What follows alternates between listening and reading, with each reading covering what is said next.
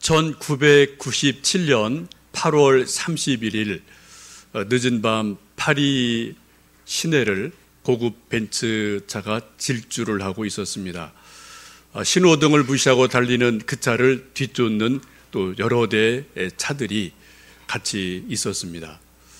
이 차가 전속력으로 시내를 달리다가 알마라는 지하차도로 들어서는 순간 벽을 들이받고 큰 교통사고가 일어나게 됩니다. 이 사고로 그 차 안에 타고 있던 세 사람이 모두 죽게 됩니다. 운전기사였던 폴이라는 사람이 죽게 되고 또 당시 아랍 갑부의 아들인 42살 도디 파예드라는 사람이 죽게 됩니다. 또 그 차 안에 타고 있던 한 미모의 여인이 죽게 됩니다. 여러분 아시는 당시 36살 영국 왕세자빈 다이애나 빈이 그 차에 타고 있다가 함께 교통사고로 죽는 일이 일어나게 됩니다. 이 일로 전 세계가 경악을 하게 되고 큰 충격에 빠지게 됩니다. 특별히 영국은 큰 슬픔에 애통 속에 빠져들게 됩니다. 한 일주일 어간의 장례식이 진행되는 동안 영국 전체는 울음바다가 되고 큰 슬픔에 빠지게 됩니다. 이런 일이 진행되면서 상담학자들 혹은 심리학자들 혹은 정신과 의사들이 여러 가지 준비를 합니다. 이 큰 슬픔을 당하고 수많은 영국 사람들이 이제 장례식을 마치면은 병원에 찾아오고 상담 받으러 오고 할 거다. 그래서 여러 가지 준비하고 소위 손님 맞을 준비를 잘 하고 있었습니다.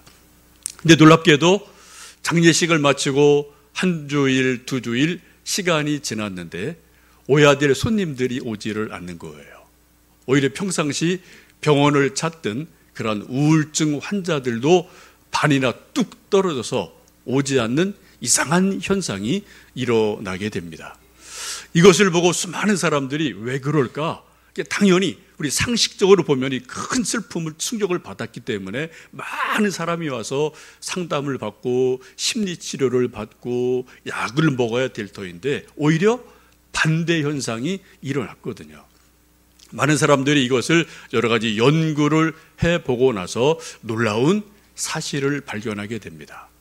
이 다이애나 빈의 죽음으로 일주일여간 영국 국민들이 펑펑 울고 눈물을 너무 많이 쏟는 것과 동시에 그들 마음속에 있던 우울증, 슬픔, 여러 근심, 걱정들이 다 눈물과 더불어 씻어져 버렸다. 그러한 놀라운 결과를 알아내게 됩니다.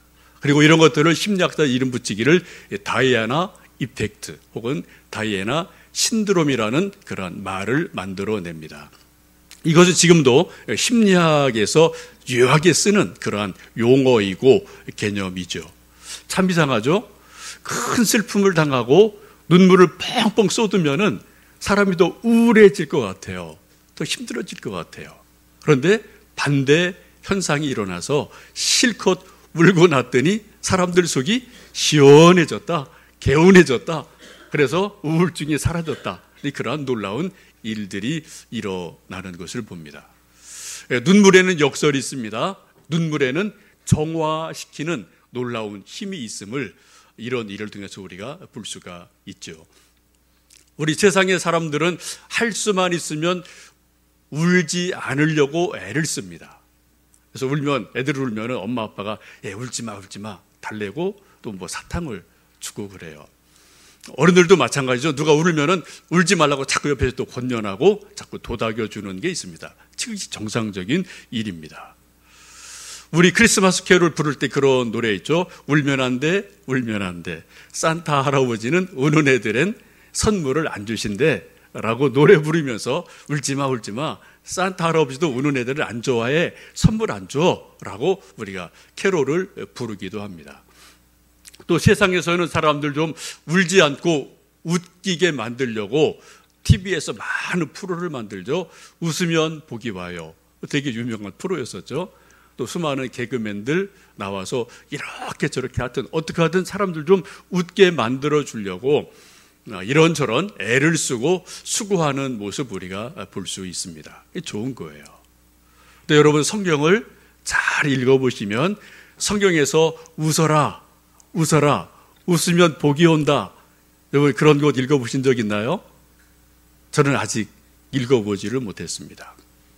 반대로 성경에서는 울어라, 애통해라, 울어라라고 우리에게 강조를 하셔요. 여러분 구약에도 그렇고요, 신약도 마찬가지죠. 구약의 에레미야 선지자를 우리는 눈물의 선지자라고 이야기합니다. 많이 운 분이에요. 그분이 에레미야 애가라는 슬픈 노래를 성경을 쓰면서 정말 본인이 엄청나게 울었고 그 시대를 살았던 수많은 사람들에게 울어야 산다, 울어라, 울어라 라고 말씀하면서 에레미야 애가라는 성경을 기록하기도 합니다. 예수님도 마찬가지죠. 십자가 지고 올라가시면서 수많은 여인들이 뒤따르면서 울 때 나를 위해 울지 말고 너와 너희 자녀들을 위해서 울어라, 울어라, 울어라, 울면 산다 라고 말씀을 하셔요. 여러분 예수님께서 팔복에 대해서 말씀하십니다. 팔복에서 애통하는 자는 복이 있나니 저희가 위로를 얻을 것이다 라고 말씀합니다.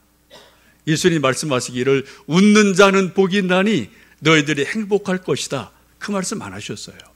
오히려 예수님이 계속 말씀하기를 울어라, 울어라, 애통해라, 그러면 너희가 위로를 얻을 것이다 라고 말씀하는 것을 보게 됩니다.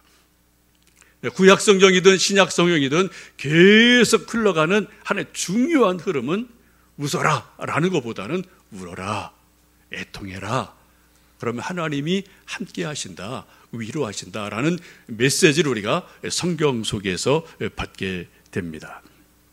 전도서도 그렇게 말씀하죠. 우매한 자들의 웃음은 손 밑 가시나무가 타는 소리와 같다라고, 허탄하게 웃는 것이 아무런 의미가 없다. 손 밑에서 그냥 가시나무들이 후두둑 후두둑 타는 것에 불과하다라고 말하며 애통해라 라고 솔로몬 역시 말씀하고 있음을 보게 됩니다. 오늘 우리가 함께 읽으신 이 말씀은 유대의 위대한 왕 히스기야에 대한 말씀입니다. 히스기야는 유대 왕들 중에 몇 안 되는 아주 훌륭한 왕, 존경받는 그러한 왕이 히스기야입니다. 역대하를 보시면 히스기야는 종교개혁을 단행했습니다. 우상을 다 제거했어요. 그리고 성전을 깨끗하게 청소를 했습니다. 그리고 잊혀졌던 그런 유월절을 회복을 한 왕이 히스기야입니다. 아주 대단하게 훌륭한 왕이고 선한 왕, 하나님 마음에 드는 왕, 이런 왕으로 기록된 왕이 히스기야입니다. 근데 이 왕이 통치할 때 여러 가지 어려운 일도 있었죠. 국가적으로 전쟁이 일어납니다. 그래 최강대국 아수르가 침공을 해와서 예루살렘이 포위되고 나라가 멸망당할 것 같은 그런 국난을 당한 것도 히스기야 왕 때 일어나요. 하나님 은혜로 그 전쟁을 이기게 하십니다. 개인적으로는 죽을 병에 걸려서 정말 죽다 살아난 사람이 히스기야 왕이기도 합니다. 오늘 함께 읽으신 이사야 38장 1절 말씀을 보시면 그렇게 말씀을 하죠. 그때 히스기야가 병들어 죽게 되니 아모스의 아들 선지자 이사야가 나아가 그에게 이르되 여호와께서 이같이 말씀하시기를 너는 내 집에 유언하라 내가 죽고 살지 못하리라 하셨나이다 하니 라고 말씀합니다. 그 당시 하나님의 사람 이사야가 직접 찾아가서 하나님 말씀을 전달을 해요. 이제 당신은 죽을 병에 들렸습니다. 이제 곧 죽습니다. 이제 아들에게, 가족에게, 신하들에게 유언을 하십시오.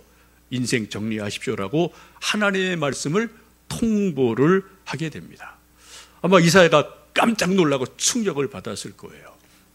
여러분, 만약 여러분이 좀 몸이 어디가 좀 무겁고 막 아파서 병원에 갔더니 의사분이 심각한 걸로 와서 한 6개월 정도밖에 시간이 안 남았습니다. 좀 잡수고 싶으신 거 많이 잡수세요. 이런 말을 의사분이 좀 심각하게 저에게, 여러분에게 한다면 여러분 어떠시겠어요? 말 그대로 심쿵이죠. 심장이 쿵 떨어지고요. 아득한 느낌을 받게 될 겁니다.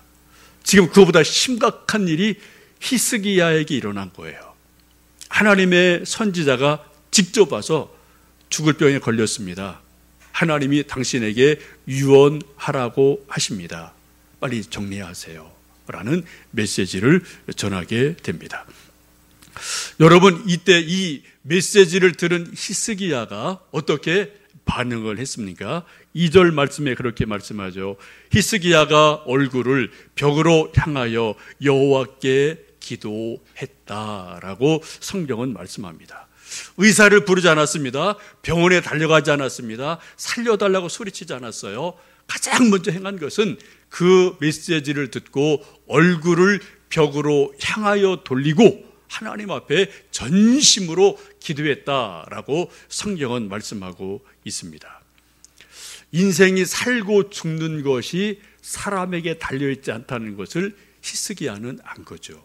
이 목숨이 하나님께 있다라는 것을 누구보다도 정확하게 안 사람이 히스기야 같아요. 여러분, 살아있다는 게 뭡니까? 목에 숨이 왔다 갔다 하는 게 살아있는 거예요.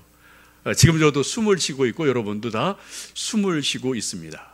죽는 게 뭡니까? 별거 아닙니다. 우리 목에서 숨이 딱 멎어지면 죽는 거예요. 살고 죽는 거 아주 간단합니다. 숨을 우리가 쉬고 뱉느냐, 숨을 쉬느냐, 숨을 쉬지 않느냐, 여기에 따라서 살기도 하고 죽기도 하는 것이 결정이 되어집니다. 그런데 여러분, 우리 인간에게 이 숨을 주신 분이 누굽니까? 창세기 말씀 보시면 하나님이 흙으로 사람을 빚으시고 창조하시고 그 코에 후 하고 하나님의 생기를 불어 넣으시니까 생명이 됐다, 숨쉬는 인간이 됐다라고 성경은 말씀합니다. 우리 인간에게 숨을 주신 분이 하나님이시기에 우리 인간에게서 숨을 거두어 가시는 분도 하나님이셔요. 인간이 할 수 있는 일이 아닙니다. 그 절대적인 권한은 하나님에게 있음을 우리는 겸손하게 고백하고 인정하지 않을 수가 없습니다. 여러분, 아까 우리 또 찬양도 해주셨고 또 앞에도 우리 또 함께 찬양 불렀는데 오늘 공교롭게 같은 곡이 같이 좀 2번 불려졌어요. 뭐 이것도 은혜라고 생각합니다.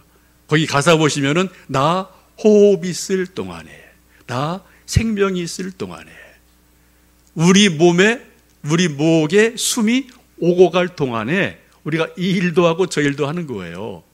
우리 목에서 숨이 딱 멎어지면, 호흡이 멈춰지면 저나 여러분이나 할 수 있는 것이 아무것도 없습니다. 다 모든 것이 다 끝나버리는 순간이 있거든요. 우리가 주님을 섬기는 것, 예배드리는 것, 일하는 것, 사랑하는 것, 미워하는 것, 자녀 위해 애쓰고 수고하는 모든 것들 다 뭐예요? 나 호흡 있는 동안에, 내가 숨을 쉬는 동안에만 이렇든 저렇든 우리가 일할 수 있음을 우리가 겸손히 고백을 합니다. 지금 히스기야가 아직 목에 숨이 붙어 있거든요. 그때 하나님의 말씀을 듣고 어떻게 합니까? 얼굴을 벽을 향해서 딱 돌리고 하나님 앞에 기도를 해요. 사람에게 얼굴을 보이지를 않습니다. 사람 의지하지 않겠다는 강한 의지의 표현인 것을 보게 됩니다. 내가 하나님만 바라보고 하나님만 내 구하고 기도하겠습니다라는 강한 의지의 표현을 히스기야가 얼굴을 벽으로 돌렸다라고 말씀을 합니다. 여러분, 때로 기도는 의지가 필요합니다. 우리는 대부분 막 마음이 뜨거울 때 기도를 하게 돼요. 근데 마음이 식으면은 기도도 식습니다. 기도가 안 돼요. 그래서 잘 아는 것처럼 여러분, 기도가 뭡니까? 기도는 영혼의 호흡이에요. 여러분, 기분 좋을 때만 숨 쉬시고 기분 나쁘면 숨 안 쉬시나요?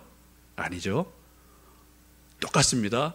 우리 영혼의 호흡인 기도도 뜨거울 때, 감사할 때도 기도를 해야 되지만 힘들고 기분 나쁘고 어려울 때도 여러분 끊임없이 영혼의 호흡, 기도를 하셔야지 우리 영혼이 살아날 수가 있음을 잘 압니다. 우리 기도가 감정의 뜨거운 때, 감동이 있을 때도 우리가 기도해야 되지만 우리 감동이 식었을 때, 여러 가지 마음이 싸늘하게 식었을 때도 우리 끊임없이 의지적으로 기도를 해야 될 줄로 믿습니다. 그게 믿음이에요. 제가 이제 저희 개인적으로 아버님을 많이 사랑하고 존경하는데 근데 제가 아무리 애를 써도 아버지를 따라가지 못하는 게 있어요. 아버님 90 넘으신 원로 장로님이십니다. 저는 신학을 전공한 목사예요. 근데 목사가 장로 아버지를 도저히 따라갈 수 없는 게 하나가 있더라고요. 기도 문제예요. 더 힘들면 기도 안 할 때 있거든요. 너무 피곤해 힘들면. 근데 저희 아버지 예수님 믿고 새벽 기도 시작하신 이후로 평생 한 번도 새벽 기도 빠지신 일이 없어요.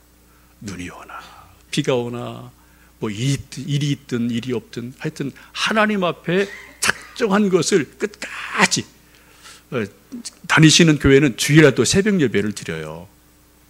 요즘도요. 새벽 예배 주일도 갔다 오시고 또 본 예배 가시고 이러거든요.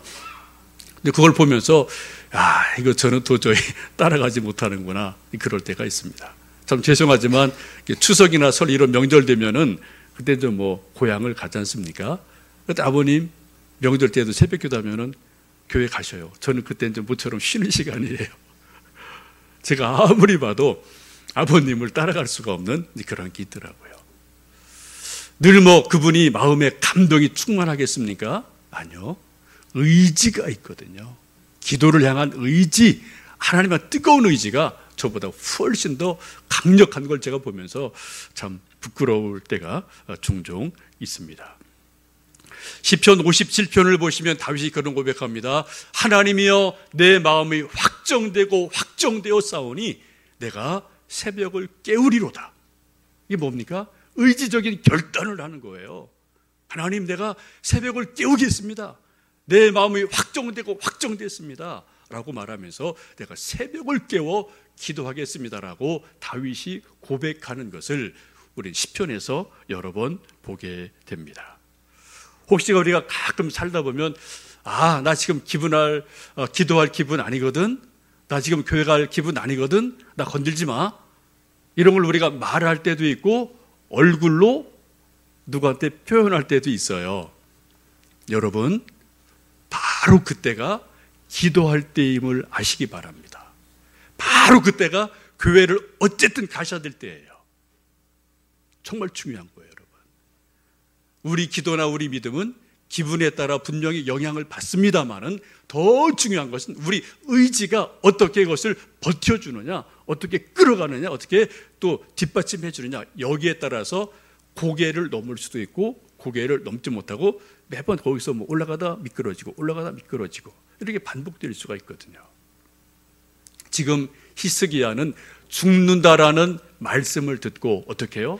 얼굴을 벽으로 향하여 돌리고 내가 하나님께 기도하겠습니다라는 강한 의지를 표현하는 것을 보게 됩니다. 이러한 마음으로 히스기야가 기도한 내용이 3절에 있죠. 우리 한번 3절 말씀 함께 읽어보시겠습니다. 이르시되 여호와여 구하오니 내가 주 앞에서 진실과 전심으로 행하며 주의 목전에서 선하게 행한 것을 기억하옵소서 하고 히스기야가 심히 통곡하니. 벽을 향해서 기도하는 히스기야가 두 가지 기도를 합니다. 하나는 하나님, 내가 지금까지 살아오면서 진심으로 전심으로 하나님 앞에서 선을 행한 것을 좀 기억해 주세요 라고 기도를 합니다. 자기 생애를 걸고 기도를 하죠. 하나님, 저 좀 살려주세요, 저 살고 싶어요, 이 기도가 아니에요. 더 깊은 기도를 합니다. 하나님, 내가 지금까지 살아오면서 하나님 믿는 믿음으로 내가 진심을 다해서 내 전심을 다해서 행했던 선한 것을 하나님 기억해 주세요. 이게 여러분 대단히 놀라운 기도죠. 하나님, 저 살고 싶어요, 저 살려주세요. 이 기도보다 몇십 배, 몇백 배 무거운 기도입니다. 깊은 기도예요. 거의 전심으로 하나님 앞에 행한 선한 것을 하나님 기억해 주십시오. 전심이라는 것을 영어 성경 보면은 whole heart 혹은 wholehearted devotion이라고 표현합니다. 내가 하나님 향해서 전심을 걸고 하나님께 헌신한 것을 하나님 기억해 주세요 라고 지금 히스기야가 하나님 앞에 기도를 하고 있습니다. 전심으로 하나님을 섬긴 것을 기억해 주십시오.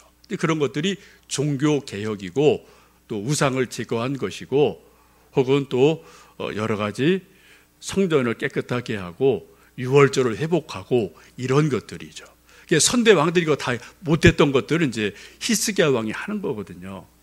여러분 아무리 왕이지만 우상 제거할 때 말 한마디에 쫙 됐을까요? 반대가 얼마나 많았겠습니까? 반발이 얼마나 심했겠습니까? 성전 청결할 때 땀을 얼마나 많이 흘렸겠습니까? 하나님, 내가 하나님 위해서 그렇게 내가 애쓰고 수고한 것들을 전심을 한 것들 하나님 기억해 주세요 라고 기도를 합니다. 그 속에는 하나님 나 살고 싶어요, 나 살려주세요, 이 기도보다 훨씬 더 많은 것들을 그 기도 속에 이미 담고 있음을 우리가 보게 됩니다. 전심으로 주님을 섬긴 것 기억해 주세요 라고 기도합니다. 예수님도 율법사들과 대화할 때 어떤 사람이 많은 구약의 율법의 계명이 있는데 가장 큰 것이 뭡니까? 라고 질문할 때 예수님 말씀하시기를 내 마음을 다하고 정성을 다하고 뜻을 다해서 주 너의 하나님을 사랑해라. 이것이 첫째 되는 계명이다 라고 말씀합니다. 여러분 마음을 다하고 뜻을 다하고 정성을 다해서 하나님을 사랑하면 그 다음에 두 번째, 세 번째 것은 저절로 다 되게 돼 있습니다. 이 첫 단추가 끼워지지 않으면 두 번째, 세 번째 단추는 끼워질 수가 없어요. 끼워져도 잘못 끼워지게 됩니다. 예수님도 당시 수많은 사람들에게 말씀하기를 또 마음을 다해서 정성을 다해서 전심으로 하나님 사랑해라. 그것이 첫째 되는 계명이다. 여기에 다 있다라고 주님도 말씀하신 것을 봅니다. 우리 사람들도 이 세상 살아갈 때 그러죠. 공부를 하든 운동을 하든 축구를 하든 뭐 탁구를 치든 혹은 뭐 사업을 하든 시험 준비를 하든 뭘 하든 간에 100% 올인하면 뭔가 나름대로 열매가 있어요. 근데 50%, 90% 하면 여러분 별로 열매 없습니다. 이쪽 저쪽에 50%, 50% 하면 여러분 별로 그런 일 가운데 열매 맺을 일이 없거든요. 공부든 운동이든 탁구든 믿음이든 뭔가 정말 100% 올인할 때 거기서 하나님의 역사가 일어나는 것을 보게 됩니다. 저는 개인적으로 한 달여간 좀 올인한 문제가 있었습니다. 뭐 반복되는 말씀인데 이제 마지막이에요. 제가 이 말씀 드리는 것도. 하여튼 저희 교단에서 이단 문제로 이러고 저러고 일들이 발생을 하면서 저 나름대로 이 문제를 아주 심각하게 받아들이고 그리고 시찰에 가서 공론화시켰습니다. 그리고 제가 알고 있는 친구들, 또 회장도 있고 뭐 여기저기 전국에 다 있죠. 또 신학교에 친구들 여기저기 다 몇 명씩 다 있습니다. 추석 밑에 바로 이런 것들이 일어나서 다 그때 쉴 시간인데 저 나름대로 전화하고 카톡 보내고 제가 알고 있는 정보, 지식 이런 것들을 계속 교수들에게 친구들에게 보내고 통화하면서 이거는 좀 우리가 심각한 문제지 않냐, 함께 고민할 문제지 않냐라고 격려하고 독려하면서 우리가 좀 힘을 쓰자, 그런 시간을 한 달여간 저 나름대로 시간이 쓸 때마다 틈날 때마다 그 일을 계속 했어요. 어떤 때는 잠을 자다가 잠이 오지 않아서 좀 일어나서 뒤척이기도 하고 막 여러 가지 아픈 시간을 저 나름대로 갖기도 했습니다. 이제 어제 장신대에 있는 우리 제가 잘 아는 수기천 교수님이랑 마지막 통화를 몇 차례 하고 이제 제가 더 이상 할 일은 이제 없어요. 다 뭐 이제 그분들이 알아서 할 일은 다 이제 하실 거고 함께 이제 고민하고 애통하면서 나름대로 큰 그림을 몇 가지 그리면서 이것은 좀 바르게 다시 좀 자리를 잡아야 된다라는데 공감을 하면서 여러 가지 일들을 나름대로 고민을 했습니다. 훗날 제가 하나님 앞에 섰을 때 이 목사 너 그때 뭐 했니? 라고 혹시 물으신다면 제가 하나님 앞에 저 하나님 그때 울었습니다. 저 정말 마음이 애통했습니다. 아주 미약한 존재지만 제가 할 수 있는 최선을 다해서 제가 아는 이분 저분에게 전화하고 격려하고 독려하고 독촉해서 같이 좀 뭔가를 하자고 좀 애를 썼습니다. 라는 말을 제가 하나님 앞에 감히 드릴 수가 있지 않을까라는 생각을 조심스럽게 해보게 됩니다. 저는 뭐 잘 모르겠어요. 이제 제가 할 수 있는 일도 아니고. 근데 제가 한 가지 고민하는 것은 왜 이런 일이 하필 이때에 우리에게 있나? 교단적으로. 고민하고 한 달여간 몸부림치면서 그런 생각을 언뜻 기도 중에 했습니다. 내년이 종교개혁 500주년이 되는 해예요. 아주 의미 있는 해입니다. 그래서 많은 행사를 하고 이거저거 많이 하거든요. 아마도 하나님께서 우리 한국교회가 너무 그냥 오늘이 오늘이고 내일이 내일이고 그냥 지나가니까 뭐 정말 가장 중요한 교단 중에 하나인 우리 교단을 뒤집어 놓으셔갖고 사람들이 깜짝 놀라게 하신 거예요. 목사들이 정신이 번쩍 나게 하신 거예요. 장로들이, 지도자들이 정신이 번쩍 나게 하신 거예요. 이게 정말 뭐가 진리냐, 뭐가 정통이냐 라는 문제에 대해서 심각하게 고민을 하게 만드신 것 같아요. 이것도 개인적인 기도하고 느끼는 깨달음이고 생각이에요. 아무 일 없이 그냥 뭐 학술대회나 몇 번 하고 이렇게 하면 그냥 지나가는 거죠. 뭐 500주년 행사하고 지나가는 거죠. 근데 하나님께서 아무래도 우리 한국교회를 사랑하시기 때문에 뭔가 밑바닥부터 근본을 뒤집어 엎으시려고 이런 있어서는 안 될 일들을 만들어 놓으시고 수많은 사람들이 애통하게 하시고 몸부림치게 하시고 기도하게 하시고 그리고 관심 갖게 하시면서 뭔가를 정신을 바짝 차려서 정말 믿는 게 뭐냐? 정말 믿음이 뭐냐? 정말 정통이 뭐고 사이비가 뭐냐? 이런 문제에 대해서 심각하게 고민하게 하는 은혜를 우리에게 주신 것이 아닌가, 그런 생각을 이제 감히 기도하면서 해보게 됩니다. 여러분, 기도가 무엇입니까? 기도는 1차적으로 말로 하는 것이 기도입니다. 근데 말로 하는 기도는 초보적인 기도에 불과합니다. 진짜 기도는 몸으로 하는 것입니다.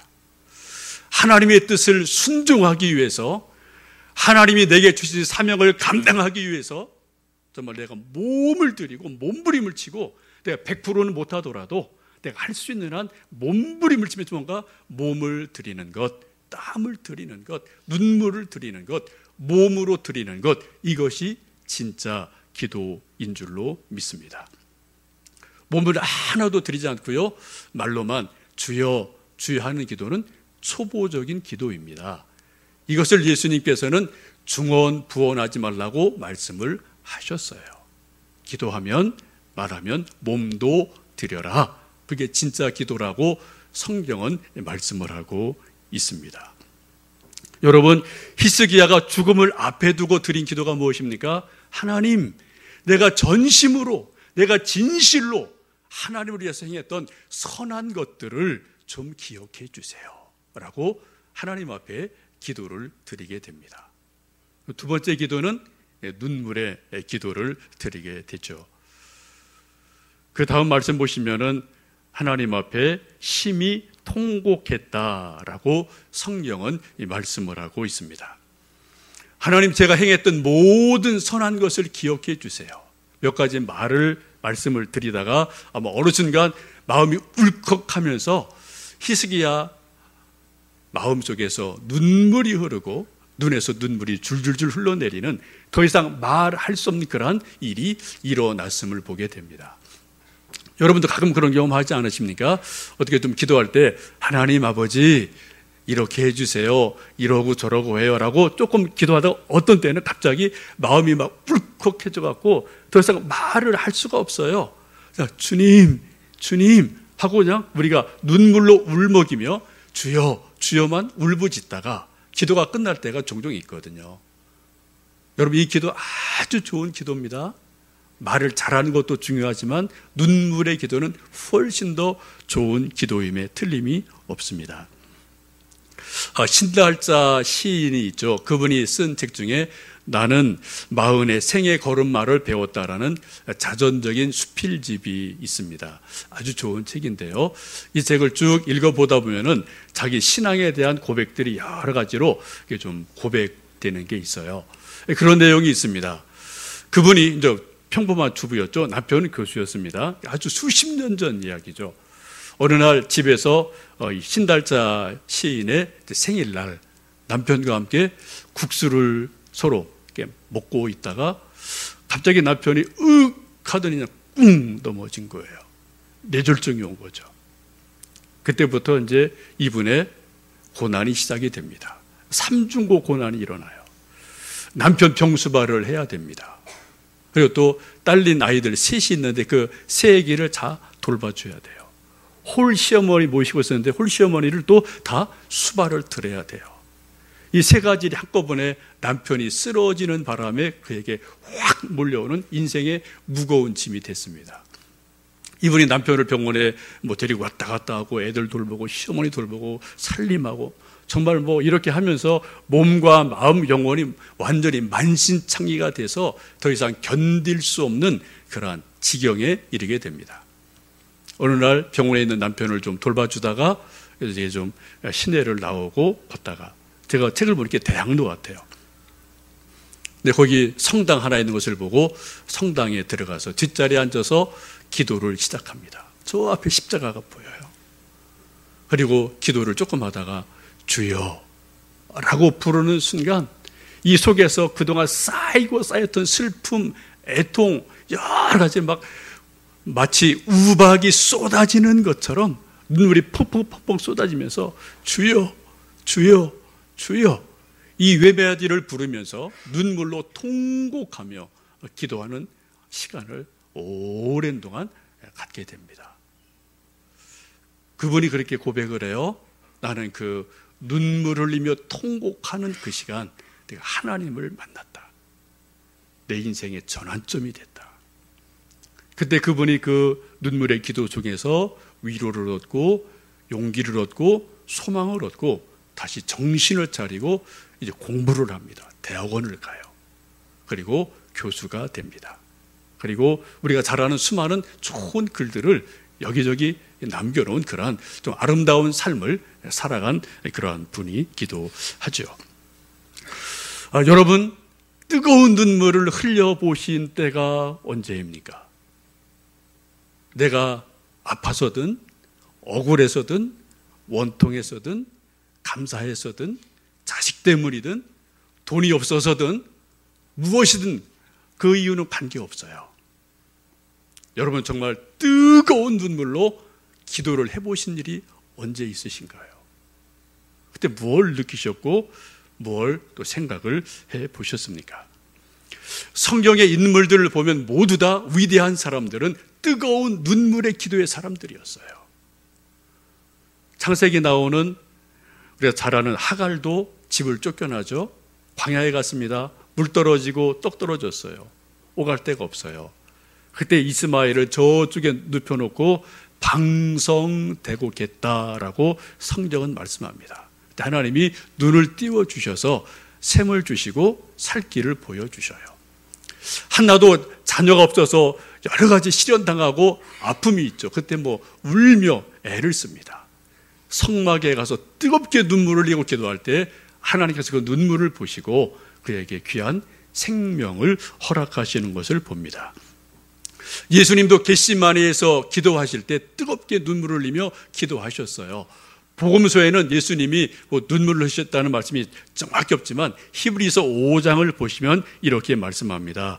그는 육체에 계실 때에 자기를 죽음에서 능히 구원하실 이에게 심한 통곡과 눈물로 간구와 소원을 올려드렸느니라.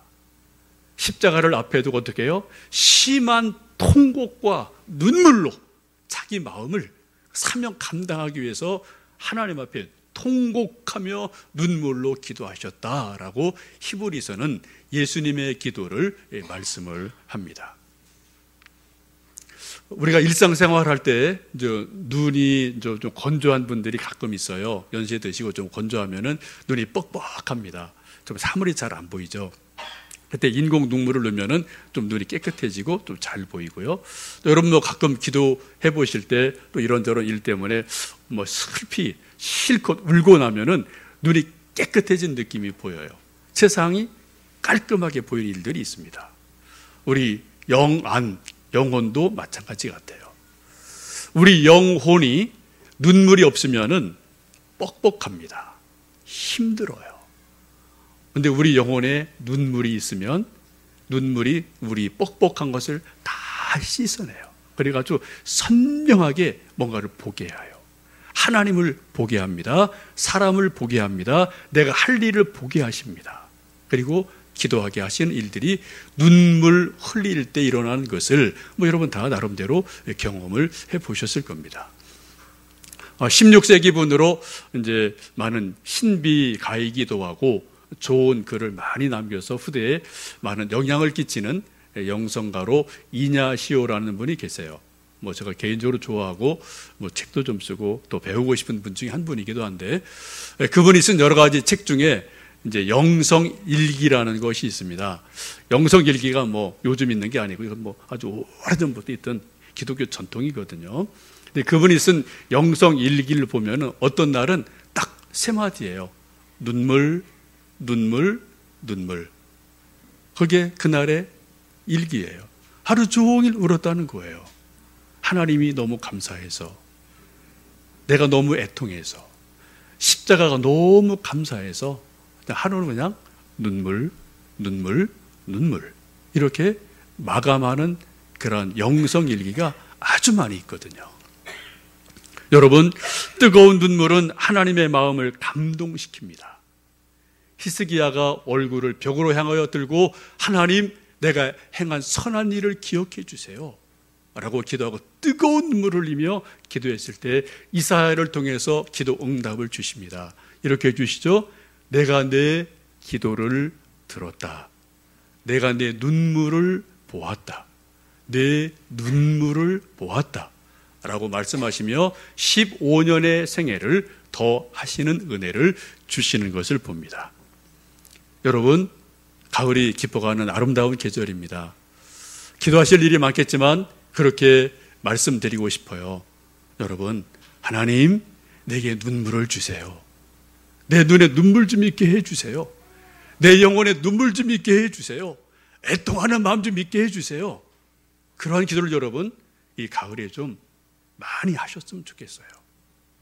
기도할 뿐 아니라 정말 하나님이 은혜를 주셔서 우리 마음속에, 영혼 속에, 우리 이 눈 속에 눈물이 철철철 흘러넘치는 그런 은혜가 있어서, 저 우는 게 우리 사람 볼 때는 창피한 거죠. 근데 하나님께는 영광이에요. 하나님 은혜 받는 지름길이 눈물에 있습니다. 여러분, 분명 하나님 말씀하지 않습니까?